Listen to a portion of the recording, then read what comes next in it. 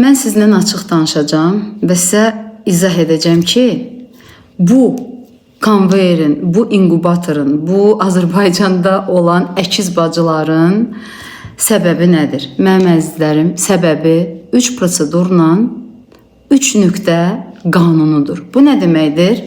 Yalnız 3 proseduru tanıyıb, hansı prosedurlardır? Dolğu, botoks və nöqtəli prosedurlar 5 nöqtə, 10 nöqtə, 7 nöqtə və məhz nöqtə qanunundan işləmək. Necə nöqtə qanunundan? Məsəl üçün, elementar botoks prosedurunu yalnız və yalnız nöqtə qanunundan öyrənirsiniz.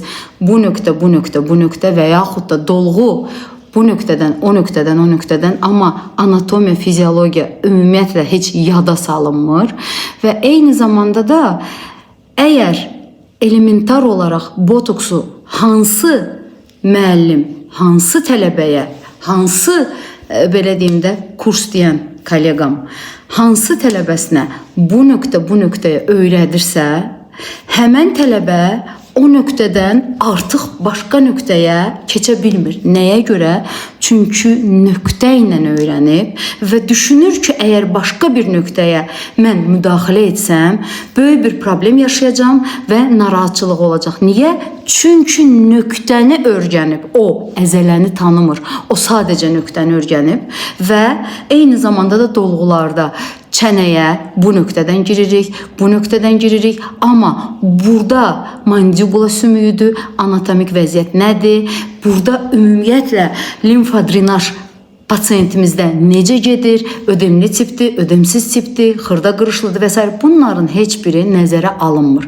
Və ən önəmlisi, baxın, keçən dəfə gen haqqında, yəni bizim gen strukturumuzdan ilk öncə biz yaşlanırıq. O haqda danışdım. Heç kəs fikir vermədi. Heç bir kəlmə də yazılmadı. Eyni zamanda üzr istəyirəm.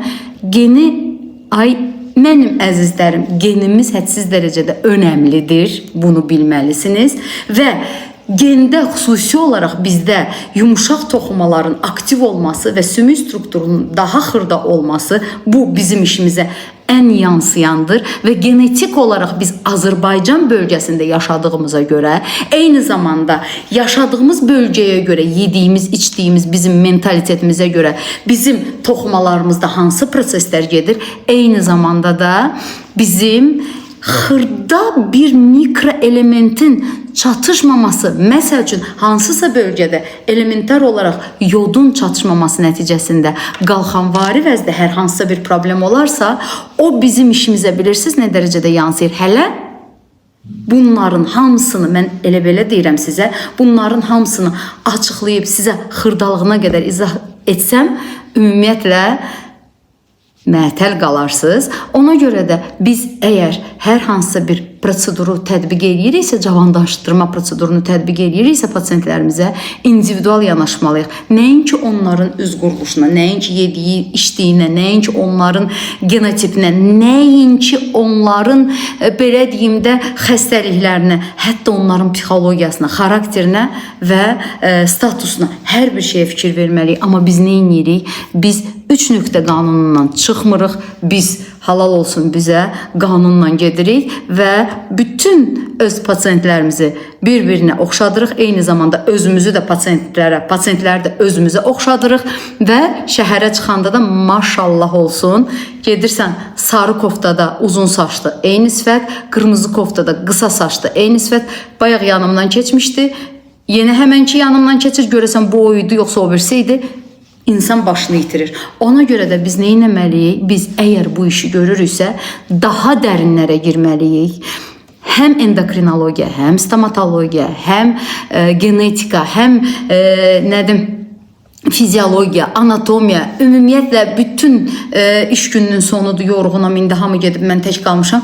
Üzürlü sayın, əgər hər şeyi axıra qədər deyə bilmirəmsə, həqiqətən çox yorğunam, amma bu videonu sizə çəkməliyəm və sizə məlumatlar verməliyim. Ona görə mənim səhifəmi izləyin, mən sizə kimlərə hansı prosedur olacaq və ümumiyyətlə preparatlar haqqında danışacağım. Preparatlardan söhbət açacağım və sizə izah eləyəcəm ki, hansı preparat, hansı tipdə nəyə görə lazımdır. Ən azından biləsiniz ki, bizim kapilyar strukturumuz var, limfa strukturumuz var, pi qatımız var, nə bilim, basloyni qat-baqat anatomiyamız, yəni yenə deyirəm, biraz yorğunam, üzürlü sayın, amma çox istəyirəm sizə çox məlumatlar vermək istəyirəm, amma təəssüflər olsun ki, baxın, bugün istəyirdim sizə yaxşı bir video çəkim, yaxşı qayda ilə danışam, amma alınmır, amma videonu da çəkməyə bilmirəm. Nəyə görə? Çünki mənim sizə verəcəyim məlumatlar çoxdur və çatdıra bilmirəm. Ona görə üzürlü sayın, amma dediklərimə, daha öncə bu videoda dediklərimə dinləyin, diqqətlə qulaq asın, çünki videonun arxası gələcək ki, o videoda gələcəkdə siz məni anlayasınız, biləsiniz ki, nəyə görə bu dərəcədə dünyada preparatlar buraxılır, amma biz yalnız 3 nöqtə və eyni konveyer kimi eyni pasientləri bir-birinə oxşadırıq. Niyə biz bunu eləmirik? Niyə düzgün işləmirik ki, individual yanaşaq və hamımız öz cavanlığımızı individual olaraq qoruyaq, mimikamızı saxlayaq və kişilərimiz, həyat yoldaşlarımız, nə bilim, ərlərimiz, qardaşlarımız və digərləri eşidəndə ki, kosmetoloqa gedirsən, qorxmasınlar bizi buraxmağa. Niyə? Çünki kosmetoloq adı gələndə, botoks dolğu adı gələndə hamısı qorxurlar, hamısı qadağa qoyurlar və həyat yoldaşları sonra gizli gəlir. Bizi kimi kolleqalarda hansılar ki, tam təbii işləyirik, bizdə necə deyərlər, qurunun oduna yaş dayanır. Ona görə üzürlü sayın, əgər kiminsə xətrinə dəyirəm, mən heç kəsin xətrinə dəymək istəmirəm. Sadəcə istəyirəm ki, Azərbaycanda və mənim xalqım, mənim millətim, mənim sevdiklərim, hamınızı çox sevirəm, düzgün işləsinlər və biz öz cizgilərimizi qoruyaq və çalışıram ki, bəlkə ola bilər illərlə hansısa kolleqam işləyib bilmir. Mən istəyirəm ki, bilsin bundan sonra və bizim master klasslarımız, seminarlarımız olur, orada da gəlsin, daha ətraflı məlumatlar alsın.